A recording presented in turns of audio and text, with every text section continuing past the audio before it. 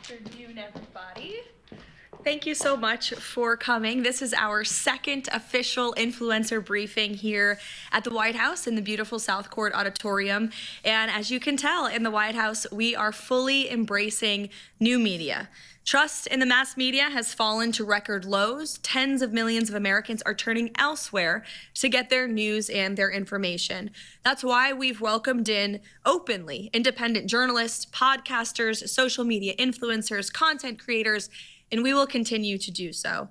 President Trump and our White House also believe strongly in the First Amendment, which is why our team has restored the press passes of hundreds of journalists whose passes were wrongly revoked by the Biden administration. So thank you all so much for coming today, for your interest in covering the historic achievements of President Trump's first 100 days. And today officially marks 100 days of promises made and kept by President Trump. Our primary focus is how President Trump is in the process of rebuilding the world's greatest economy, just like he did in his first term. President Trump has created 345,000 jobs since taking office in January. Last month's job report, we saw 100,000 more jobs than economists predicted. It was the fourth highest month for private payroll growth in the past 2 years. 9,000 manufacturing jobs have been created and added to the economy already since January, and that's in comparison to the 6,000 manufacturing jobs that were lost per month in the final 2 years of the Biden administration. So each month we were losing 6,000 manufacturing jobs under President Trump. In just 100 days, we've added 9,000. The U.S. unemployment rate remains at historic lows. The labor force participation rate for those without a high school diploma is up. Good news for working class American families. And the veteran unemployment rate is down as well to 3.8% in March. When we came into office, it was 4.2%. Remote work among federal employees has fallen over 16 percentage points from March last year to March this year, showcasing the success of President Trump's initiative to bring federal workers back to the office. We know middle-class Americans, hardworking people, they have to show up to the office every day. We expect bureaucrats and government workers to do the same, especially when they are living off of the taxpayer's dime. If you want to work on behalf of the American taxpayer, you should show up to work in person. Thanks to President Trump, Americans are seeing the first price relief in years. The last inflation report showed the first consumer price decline in years, a decrease in energy prices, and real average hourly wage growth. President Trump is delivering on his promises to lower costs for American families and businesses. Prescription drug prices are down. Last month's drop in prescription drugs prices was the largest ever recorded. And thanks to President Trump ending Joe Biden's reckless war on American energy, gasoline prices and energy prices are down as well. The cost of wholesale eggs has decreased more than 50%. The President Trump inherited a complete mess from the Biden administration, who totally botched their response to the bird flu. They were killing chickens. They were killing our chicken supply in this country, which led to an increase in egg prices. And the president and Secretary Rollins did an incredible job attacking that on day one. On the deregulation front, President Trump is launching the largest deregulation campaign in American history. He has blocked all of the unfinalized Biden-era rules, which has saved us more than $180 billion already. He's launched a bold multi-agency effort to roll back existing federal regulations that drive up the cost of living on hardworking families. That has yielded more than $755 billion in total savings as well. And as you all know, investments from companies around the world continue to pour into this country. Every morning we wake up to a new headline with a new company from a different country announcing major investments in our country. What does that mean for people in your communities across the nation? It means jobs. It means Americans going to work. It means Americans providing for their families, for their children, living the American dream. And that's what those investments will do. It's truly the golden age of America. And that's why the president is working so hard to leverage good trade deals around the world. He knows America is the best place in the world to do business. He is using our leverage to negotiate good deals with countries around the world, to onshore manufacturing jobs here, to revitalize our middle class and our manufacturing industry, and also to protect our national security. I don't think any American agrees it's good that China currently supplies and produces our chips, our pharmaceuticals, and our critical industries. We want those things built in the United States of America. And President Trump is the first president in modern times to actually do something about that. So with that said, today is 100 days. There have been so many achievements, not just on the economic front, and the president continues to work very hard on tax cuts as well. And on negotiating those trade deals, but look at the success at the southern border, which we talked a lot about yesterday with our border czar, Tom Homan, Secretary Kristi Noem, Stephen Miller here at the White House, all of whom are doing a tremendous job and have created, at the president's direction, the most secure border in American history. We have a mass deportation campaign of illegal aliens underway. We are removing heinous criminals from your communities across the country. Every single day, we are making America safe again. And if you look abroad on the world stage, the president is really using his peace through strength foreign policy approach once again. To the rest of the world knows that America is back. I know Joe Biden used to say that, but we're stealing it from him because it's actually true now. With President Trump in the Oval Office, the world is a safer place and will continue to be. So thanks for coming to the Influencer Briefing. I look forward to taking your questions. And Deborah, why don't you kick us off? On 100 incredible days. And over the first 100 days, the majority of policies that we've seen from the Trump administration have been either targeted at foreign affairs, such as bringing the American hostages home or attempting to end the war between Ukraine and Russia, or on long-term goals such as cutting government spending with DOGE. What policies can we expect to see rolled out over the next few months that Americans will directly feel the effects of in order to secure the 2026 midterms for the Republican Party and keep his approval rating historically high? Yeah, the first answer that comes to mind, Deborah, is definitely tax cuts. The president is working closely with Congress as we speak. He met with leadership from both chambers. The administration met with leadership from both chambers yesterday to talk about how we can quickly pass the largest tax cuts in American history. And the president promised on the campaign trail he wanted no tax on tips, no tax on Social Security for our hardworking seniors, no tax on overtime pay. He intends to keep those promises, and he needs Congress's help to do so. That's why he's working closely with them. But you look at, again, I talked about the leverage the president uses to negotiate good trade deals around the world, but he uses that leverage right here in Washington as well on Capitol Hill. He has great relationships with leaders on both chambers, and we are confident that we can pass a massive tax bill which will directly lead to more money in people's pockets right away. Sure, go ahead. Yeah, so the president has really wanted to end the war in Ukraine for a long time now and has been working on that in the first 100 days. We've seen President Zelensky come here, as well as the president meeting with President Zelensky just in the last couple of days. I'm wondering where those talks stand and if the president is optimistic that conflict is going to wrap up shortly. The president is optimistic yet realistic about the incredibly complicated and unfortunate situation happening with Ukraine and Russia. First of all, this is Biden's war. It would have never started if President Trump were in office. There is a reason that Putin did not invade Ukraine when President Trump was in the Oval Office, and it's because, again, President Trump leveraged the power of the United States to warn Putin not to do it. And the president has spoken about that in those direct warnings to the Kremlin that he gave in his first term. And then we had a mentally incompetent president in Joe Biden who didn't even know what day it is, never mind knew how to prevent war. And the entire world took advantage of that and took advantage of America's lackluster leadership abroad. And so we've had this terrible war. The president talks about it all the time. He's briefed on it constantly. There are men dying on the front lines of this. An entire generation is being wiped out. And enough is enough. The president has made it very clear he wants to see this end at the negotiating table, not on the battlefield. He has spoken directly to both sides of this war. He most recently met with President Zelensky at the Vatican when he attended the funeral of Pope Francis. And he remains optimistic that both sides will come together to negotiate peace. There are a lot of complexities on both sides of this war, but so he's realistic about that, but he is optimistic that we are moving in the right direction.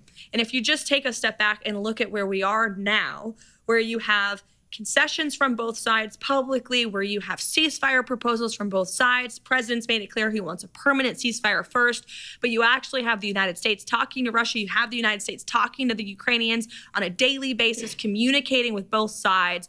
Look at that compared to where we were when we came into office, where neither side was talking. There was just one approach to ending this war. No one was really talking about a peace deal. We were just talking about continuing to send blank checks to continue funding the fighting and the killing. This war has been a meat grinder. Young men are dying. Women and children are dying as a collateral result of the military conflict, and the president wants to see it end as quickly and soon as possible. And I can tell you, watching firsthand, he has exuded a tremendous amount of effort into this war. He's getting frustrated with the amount of effort this has taken, and he's made that clear to both sides. But he remains optimistic that we can get this done. Brendan.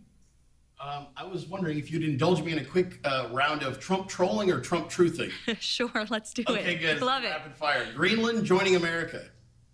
Definitely Trump truthing. Canada becoming a 51st state. Trump truthing all the way. And the Canadians would benefit greatly, let me tell you that. Eliminating the IRS. I think that is an optimistic goal, and the president, so I would say we're on the side of truthing there for sure. And the president, again, wants to see tax cuts, and he wants to see this massive revenue that we can gain from tariffs as well, which will create the external revenue service. So that's a definitive goal for sure. And most importantly, Trump 2028. Trump trolling, although the hats are flying off the shelves. Yes. Link, go ahead. So one thing I've noticed in the first 100 days is that the White House is crawling with kids. You have a young, beautiful baby boy. There are babies everywhere. There's so many young folks on staff who have kids. But the last 4 years under Joe Biden, parents were really stressed and ravaged. They had to take on 2 or 3 extra jobs. Depression rates were up. Suicide rates were up. You're a very high-profile young mother who seems to juggle and balance it all beautifully. What advice do you have to young parents out there who are starting their careers, having kids, building families, and trying to find that balance so desperately? Yeah, well, it's a great question. And first, to the heart of your premise, it's true. The president has empowered not just me as a young mother in this role, but there are so many new moms and dads on our senior staff in the West Wing, but also across the entire administration. There are working moms and dads who are owing our country public service for President Trump while raising young families. And the president really empowers us to do that. And I commend him for that. He doesn't get enough credit for it. But as for the president is implementing policies every day to uplift young families and young people. He talked so much about young people and talked directly to young people so much on the campaign trail. It really, I think, inspires him when he is around young people in a young audience. And he wants to restore the American dream for the next generation, not just our generation of young folks, but our children and our grandchildren. What does that look like? Home ownership, the ability to afford a home, to live, to have a good paying job. That's part of this effort to onshore jobs, because you have an entire generation going to these incredibly expensive and liberal higher education universities, coming out saddled with debt and then unable to get a good paying job. The president wants to put an end to that so that young people can provide for their families and truly live the American dream. So to young people around the country, the president hears you, he sees you, he loves you, and he wants to uplift you. And all of the policies he's implementing every day are to provide a more prosperous and safe and free America for future generations. You're welcome. Sure.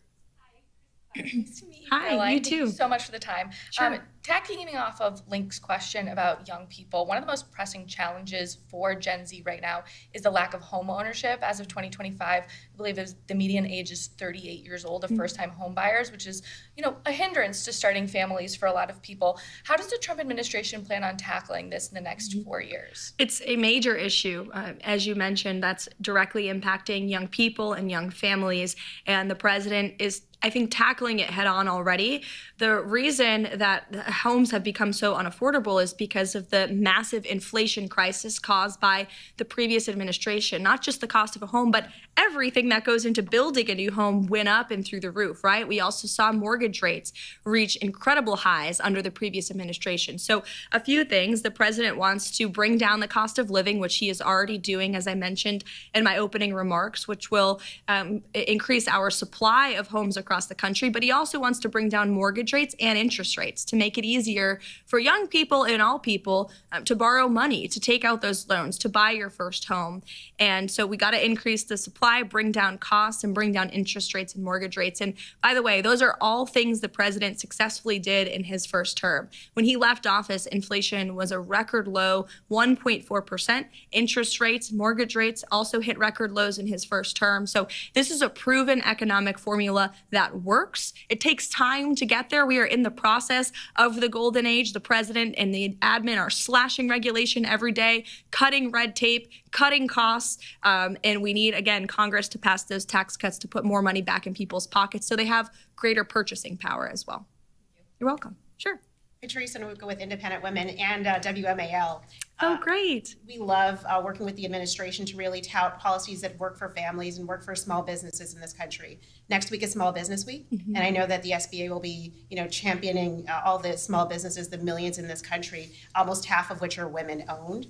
But I'd love to find out what the president feels about independent contractors who are not typical W-2 employees, not 9-to-5 workers, but who hang their own shingle. They're 1099 workers. We saw the Biden administration really try to crack down on that small business entrepreneurial spirit, and we're hopeful that the administration would overturn what the Biden administration did and maybe even work with Congress to pass some lasting changes, codify some lasting changes that would protect, your ability to be self-employed, your ability to be a small business owner. Well, the president is a businessman at heart himself, right? He's a real estate developer, and I think that's a large reason the American people elected him the first time and the second time, because they trust in him. And small businesses are the backbone of our American economy. I come from a small business family myself, and the president knows what small business families need and independent contractors need, entrepreneurs need. You need less government in the way. You need less regulation. You need low energy costs, low taxes, a low cost of living, a low cost of goods. And that's exactly what the president is focused on doing, while simultaneously, effectively leveraging tariffs to protect our middle class and our working class and our manufacturing base. You look at our auto industry, think about Michigan. It used to be the heartland of the auto industry of the world. It was the auto capital of the world. And unfortunately, so many of those jobs have gone overseas. And so the president wants to protect good paying jobs here at home and unleash the might of our economy for small business owners. And that includes removing red tape and cutting taxes. And as for independent contractors and what the president would hope to do with Congress, we'll definitely check back in on that and get you an answer, because it's an important question. You're welcome. Sure. Hi, Will Upton, the National Pulse. You kind of gave us an overview of negotiations between Ukraine and Russia 100 days in. What would the next steps look like, though, if we don't reach an agreement by, say, this summer? And also, can you give us an update on the rare earth minerals deal with Ukraine? And is there any kind of response from the administration to Greenlandic Foreign Minister Vivian Motzfeldt, some of her comments about maybe seeking aid with China? Sure. To your first question about the critical minerals deal, the president is confident that will be signed. Ukraine needs to sign it. They should sign it. It's not just good for the United States to recoup the billions of tax dollars we've spent and onshore some of those critical minerals, but certainly it's good for the Ukrainian people when this war is over to rebuild their country. It's an economic partnership between the United States and Ukraine. That's what the president envisions, and he wants Ukraine to sign that deal. He's confident that they will. As for what it would look like later down the road, I don't want to get ahead of the president, obviously, but again, I will reiterate, he's increasingly grown frustrated in the amount of time our Secretary of State recently said, there's not much more time or effort the United States has to give to this effort, and so we need both sides to come to the table to negotiate. As for Greenland, I hadn't seen those comments. If true, I'm sure they are. Certainly an interesting strategy to cozy up to communist China. Greenland needs the United States of America. We subsidize their national security and their defense.